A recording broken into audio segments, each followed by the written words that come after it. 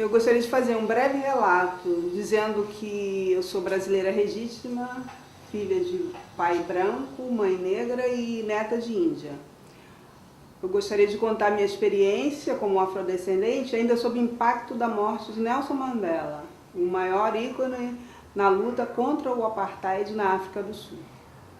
Eu gostaria de dizer que a minha infância, as novelas eram sobre escravidão, aos negros cabia o papel de escravos, os comerciais eram feitos por brancos e eu fui retirada da piscina de um grande clube carioca de futebol.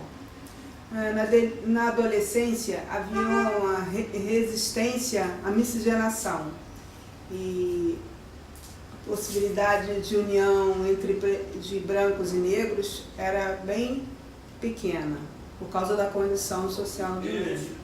E os negros não atingiam posições sociais de destaque. Na minha fase adulta, os negros alcançaram maior projeção no futebol, na música, e eles passaram a ser mais aceitos na sociedade. E aumentaram também as ligações, os laços matrimoniais entre brancos e negros. E o negro começou a passar a ocupar novos espaços. Nesse contexto, eu gostaria de falar sobre as cotas sociais e os programas de ação afirmativa. Para usar como exemplo, eu gostaria de falar sobre o Holocausto Judeu, que durou de 1939 a 1945 e matou cerca de 6 milhões de judeus. A escravidão no Brasil, que também é considerada o Holocausto Negro, e nos registros do IBGE dão conta de que 5 milhões de negros foram trazidos para o Brasil e 600 mil morreram nos navios negreiros. Porém, historiadores acreditam que tenha sido na ordem de 10 a 15 milhões. O número era bem maior, porque o registro, os negros eram mercadoria, não eram seres humanos, eles eram mercadoria. Então, os registros do IBGE provavelmente não estejam refletindo a realidade. Bom, o ex-presidente Lula, quando ele esteve na África, ele pediu desculpas. E o governo adota medidas para corrigir as injustiças sociais. Em 2000 criou as cotas sociais e em 2012 as cotas raciais, foi motivo de uma celeuma muito grande na sociedade. Eu vejo que um dos maiores avanços sociais, por conta dessas medidas, foi que alguns brancos passaram a se declarar afrodescendentes. E nesse contexto, eu gostaria de defender a diplomacia social em 5 itens. O primeiro, eu gostaria de falar dos maiores eventos que marcaram 2013.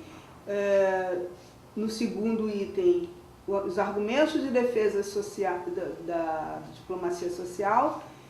No terceiro item, falar sobre a diplomacia social propriamente dito, e no quarto, sobre as considerações finais, e no quinto item, agradecimentos. Então, vamos para os eventos os maiores eventos de 2013. Um dos maiores eventos que ocorreram em 2013 foi a visita do Papa. Eu gostaria de utilizar os dados do IBGE, que apontam que a cidade do Rio de Janeiro possui 16 milhões de habitantes. E o mapa da página do IBGE, do espaço temporal de 10 anos, é o seguinte percentual de grupos religiosos. Os católicos, de 2000, de 73,6, caiu para 64,6. Talvez seja essa justificativa da vinda do Papa para resgatar mais ovelhas e conquistar novos adeptos. Os evangélicos houve um aumento de 15,4 para 22,2, espíritas kardecistas 1,3 para 2, também um pequeno aumento, umbanda e candomblé não houve aumento, não houve alteração, e outras religiões 1,8 a 2,7, um pequeno acréscimo, sem religião também teve acréscimo, 7,4 para 8, não sabe, não declara, não houve alteração. Mas o Estado deveria ser laico, e o governo municipal e o governo federal optaram por decretar feriado por 3 dias. Talvez a causa tenha sido a imobilidade urbana. O outro grande evento que ocorreu em 2013 foi o movimento de rua. O efeito 20 centavos o movimento Passo Livre provocou uma mobilização, e eu gostaria de fazer um comentário sobre a ação do grupo Black Bloc, usando 3 interpretações. A primeira seria que foi a mando dos políticos para desmotivar e desestabilizar a mobilização da população. E a segunda interpretação é que seria um movimento anarquista, contrário ao autoritarismo do governo. A terceira interpretação é que seria a revolta dos próprios manifestantes, e por isso eles levaram spray de pimenta, gás lacrimogêneo e qualquer tipo de armas não letais. Agora, o Brasil despreza os vândalos, mas, por outro lado, ele cria política de inclusão social, prega a tolerância religiosa, cria programas que promovem a igualdade social e regulamenta relações homoafetivas. Mas ele despreza os vândalos? Acho que a leitura que o governo deveria fazer é que o movimento do Black Bloc, ele revela a insatisfação da população com relação ao nível de serviço. Quando o nível de serviço despenca, surgem os movimentos de rua. Eu gostaria de fazer a defesa da diplomacia social utilizando os seguintes argumentos. Primeiro argumento, a Petrobras é uma empresa de petróleo, passou a ser uma empresa de energia para adaptar-se aos novos paradigmas no campo da energia. A Polícia Militar, que tem no seu portal como missão proteger pessoas, fazer cumprir as leis, combater o crime, preservar a ordem pública, assume uma outra função, que é de pacificadora. Os cientistas sociais afirmam que a polícia brasileira é uma polícia de classe. Ela age para coibir e reprimir as revoltas populares quando o povo começa a incomodar a classe rica. Segundo dados do IBGE, o Brasil conta com 200 milhões de habitantes. No final de 2011, o Brasil possuía 471 mil prisioneiros. No final de 2012, 515 mil prisioneiros, um crescimento na taxa de 9%. Ainda segundo o IBGE, numa projeção para 2050, serão 215 milhões de habitantes e 6 milhões de prisioneiros. Então, presidente Dilma, o Brasil não é o país do futebol. A melhor definição do Brasil é que o brasileiro sofre um ataque de um marketing agressivo, é julgado positivo ou negativo e condenado à morte, porque a morte não é somente física. O curioso sobre a prisão é que, no passado, ela era utilizada como uma sala de espera para execução.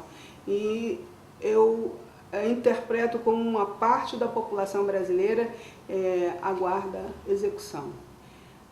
Os programas de recuperação de presidiários envolvem o Ministério da Saúde, o Ministério do Trabalho, o Ministério da Educação, o Ministério da Justiça, o Ministério dos Esportes, a Caixa Econômica Federal, para que eles tenham acesso aos programas Minha Casa e Minha Vida e a Comissão de Direitos Humanos.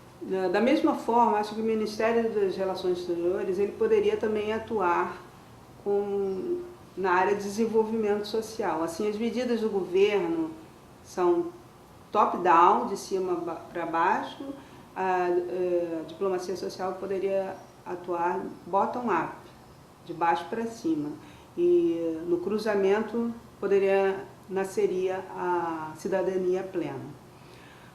Em 2012, todas as pessoas estavam preocupadas com o alinhamento planetário, mas eu estava preocupada, além do alinhamento planetário, eu acho que há um alinhamento muito mais importante, que é um negro na presidência dos Estados Unidos, uma mulher na presidência do Brasil, e havia, em 2012, o Patriota, que era o Ministério das Relações, o outro ministro das Relações Exteriores.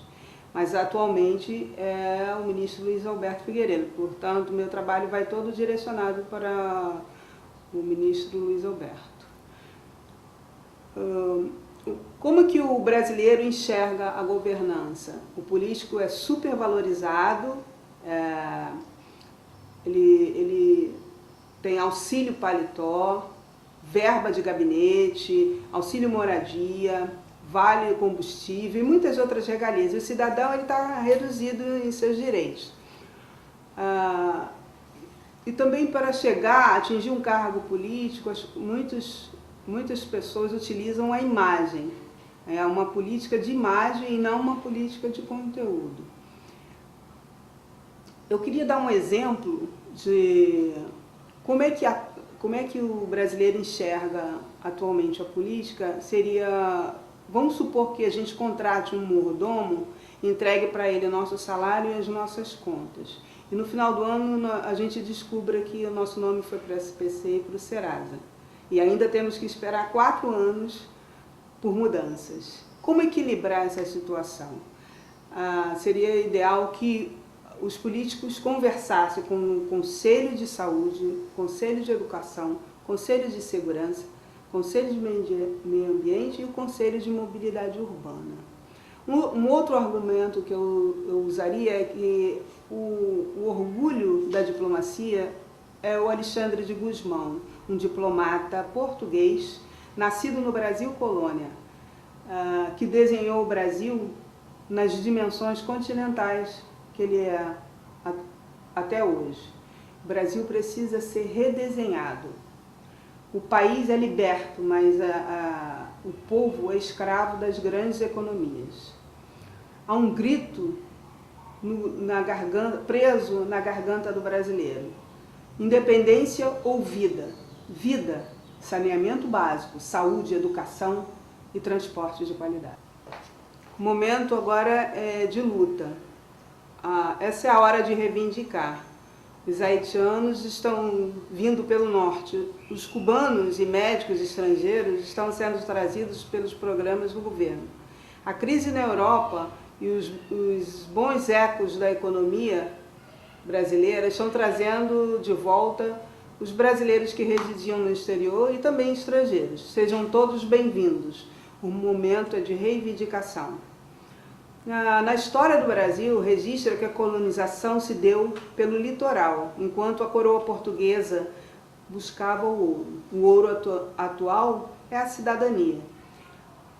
Na economia, nós temos que o PIB é o consumo, mais o investimento, mais os gastos do governo, mais a exportação, menos importação. Na questão das exportações, nós temos a espionagem e as barreiras comerciais, que é uma espécie de guerra diplomática. Isso é normal, desde criança que eu ouço falar em espionagem, nos filmes e tudo. Mas eu acho que o governo poderia ousar mais na questão do consumo que envolve o consumo das famílias. Com políticas de amparo às famílias. Não é como aqueles programas que a mídia exibe, que são esporádicos, mas um programa permanente de amparo às famílias, de proteção por conta do marketing agressivo e na queda da qualidade dos produtos oferecidos no mercado interno. Gerando mais empregos de fiscalização. Acho que o governo deveria trabalhar pela melhoria dos serviços. A diplomacia social, a função era fortalecer a cidadania, realizar estudos com transparência, da informação, e o objetivo é planejar, fiscalizar e desenvolver. Exemplo que eu daria é que, vamos supor que eu fosse uma família formada por pai e mãe e 14 filhos e vivessem numa casa com 8 cômodos, suítes, 8 suítes, e tivesse uma pequena farmácia, e todo mês chegassem dois parentes, que a família fosse grande, 2 parentes de todas as partes do Brasil. No final de 5 anos, a casa estaria com 100 habitantes em cada suíte. É o que acontece no Brasil, no Brasil e no Rio de Janeiro principalmente, a falta de planejamento.